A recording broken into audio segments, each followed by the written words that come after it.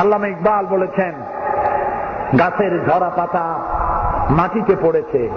এই ঝরা পাতাগুলো দেখে আল্লামা ইকবাল বলছেন, ঝরা পাতা, ঝড় থেকে ভয় পেও না, এ ঝড় এসেছে তোমাকে মাটি থেকে উপরে উঠাবার জন্য। সুতরাং যে ঝড় ইসলামের বিরুদ্ধে এসেছে, এই ঝড় এসেছে এই জন্য বাংলাদেশের এমন কোন ঘর থাকবে না যেখানে জামাত ইসলামী পৌঁছাবে না।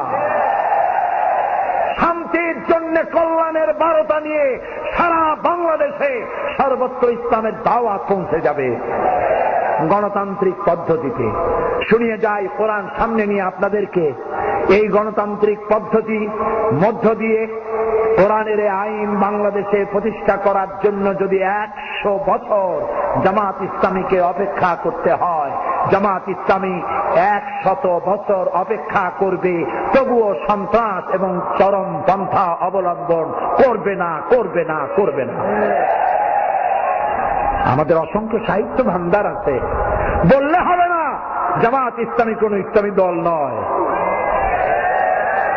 যিনি বলেন তিনিও কিয়ামতে উঠবেন, আমরা উঠব। আমি 50 বছর কোরআনে কারীমের খেদমত করি, আর 1973 সনে জামাতের রুকন হয়েছি। জামাত যদি সাহাবীদের বিরুদ্ধে হবে, জামাত যদি রসুলের বিরুদ্ধে হবে, আমার 50 বছরের একটা ওয়াজের মধ্যে সাহাবী আর রসুলের বিরুদ্ধে কোনো কথা থাকা স্বাভাবিক ছিল না? আছে কোথাও? আমার পা থেকে শুরু করে মাথা পর্যন্ত সুন্নতের কোনো অভাব আছে? সরসিনা মাদ্রাসায় পড়েছি, খুলনায়ও পড়েছি।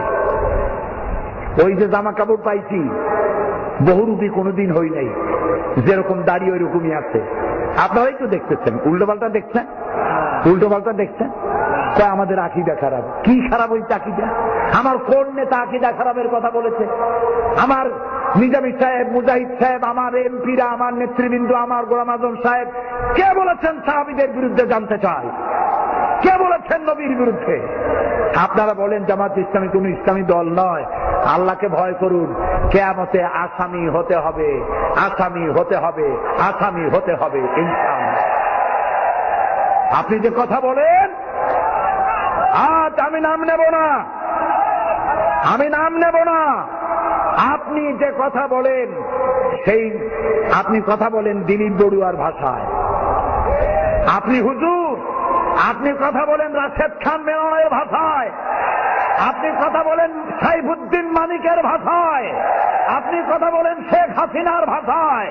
তাই জাতি মনে করে হয় আপনি ভারতের দালাল, আর না হয় আওয়ামী লীগের বেটি। আপনি কিচ্ছু করতে পারবেন না।